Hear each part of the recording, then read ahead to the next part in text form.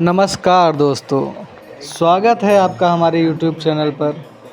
तो आज हम बात करेंगे कार्तिक मास महात्म्य कथा अध्याय 19 के बारे में। तो चलिए हम शुरू करते हैं कार्तिक मास की कथा।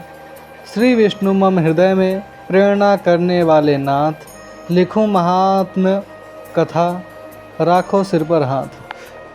तो कार्तिक मास की अध्याय 19 की कथा कुछ इस प्रकार है। राजा पृथु ने पूछा, हे नारद जी, अब आप यह कहिए कि भगवान विष्णु ने वहाँ जाकर क्या किया तथा जलंधर की पत्नी का पतिव्रत किस प्रकार भ्रष्ट हुआ। नारद जी बोले, जलंधर के नगर में जाकर विष्णु जी ने उसकी पतिव्रता स्त्री वृंदा का पतिव्रत भंग करने का विचार किया। वे उसके नगर के उद्यान में जाकर ठहर गए और रात में उसको स्वप्न दिया। वह भगवान विष्णु की माया और विचित्र कार्य पद्धति थी और उसकी माया द्वारा जब वृंदा ने रात में यह स्वप्न देखा कि उसका पति नग्न होकर सिर पर तेल लगाए महिष पर चढ़ा है, वह काले रंग के फूलों की माला पहने हुए है तथा उसके चारों हिंसक जीव हैं, वह सिर मुड़ाए हुए अंधकार में दक्षिण दिशा की ओर जा रहा है। उसने नगर को अपने साथ समुद्र में डूबा हुआ है इत्यादि बहुत से स्वप्न देखे। तत्काल ही वह स्वप्न का विचार करने लगी। इतने में उसने सूर्यदेव को उदय होते हुए देखा तो सूर्य में उसे एक छिद्र दिखाई दिया तथा वह कांतिहीन था। इसे उसने अनिष्ट जाना और वह भयभीत हो रोती हुई छज्जे अटारी तथा भूमि कहीं भी शांति को प्राप्त न हुई। फिर अपनी दो सखियों के साथ उपवन में गई, वहाँ भी उसे शांति नहीं मिली। फिर वह जंगल में निकल गई, वहाँ उसने सिंह के समान दो भयंकर राक्षसों को देखा जिससे वह भयभीत हो भागने लगी। उसी क्षण उसके समक्ष अपने शिष्यों सहित शांत मौनी तपस्वी वहाँ आ गया। भयभीत वृंद उसके गले में अपना हाथ डाल उससे रक्षा की याचना करने लगी। मुनि ने अपनी एक ही हुंकार से उन राक्षसों को भगा दिया। वृंदा को आश्चर्य हुआ तथा वह भय से मुक्त हो मुनिनाथ को हाथ जोड़कर प्रणाम करने लगी। फिर उसने मुनि से अपने पति के संबंध में उसकी कुशल क्षेम का प्रश्न किया।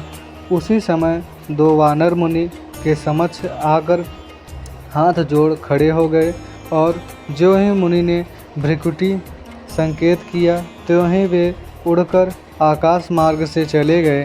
फिर जलंधर का सिर और धड़ लिए मुनि के आगे आ गए। तब अपने पति को मृत हुआ जान वृंदा मूर्छित हो पृथ्वी पर गिर पड़ी और अनेक प्रकार से दारुण विलाप करने लगी। पश्चात उस मुनि से कहा, हे कृपानिधि, आप मेरे इस पति को जीवित कर दीजिए। पतिव्रता दैत्य पत्नी ऐसा कहकर दुखी श्वासों को छोड़कर मुनीश्वर के चरणों पर गिर पड़ी। तब मुनीश्वर ने कहा, यह शिव जी द्वारा युद्ध में मारा गया है, जीवित नहीं हो सकता, क्योंकि जिसे भगवान शिव मार देते हैं वह कभी भी जीवित नहीं हो सकता।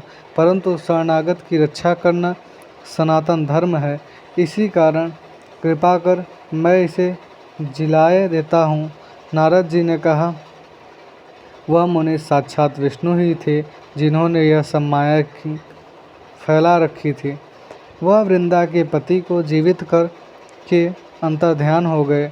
जलंधर ने उठकर वृंदा को आलिंगन किया और मुख चूमा। वृंदा भी पति को जीवित हुआ देख अत्यंत हर्षित हुई और अब तक हुई बातों को स्वप्न समझा। तत्पश्चात वृंदा सकाम हो बहुत दिनों तक अपने पति के साथ विहार करती रही।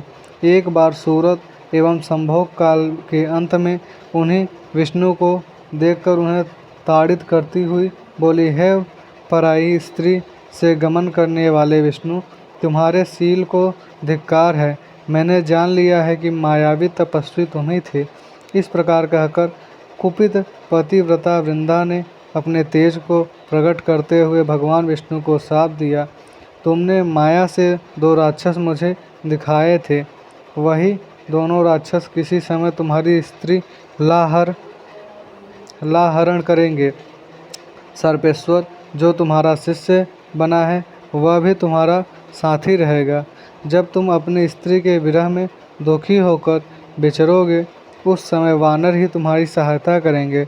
ऐसा कहती हुई पतिव्रता वृंदा अग्नि में प्रवेश कर गई। ब्रह्मा आदि देवता आकाश से उसका प्रवेश देखते रहे। वृंदा के शरीर का तेज पार्वती जी के शरीर में चला गया।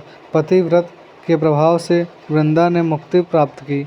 तो इस प्रकार थी कार्तिक मास महात्म्य कथा अध्याय 19। अध्याय 20 की कथा कल आपके समक्ष प्रस्तुत होगी। तो चैनल को लाइक और सब्सक्राइब कर लें।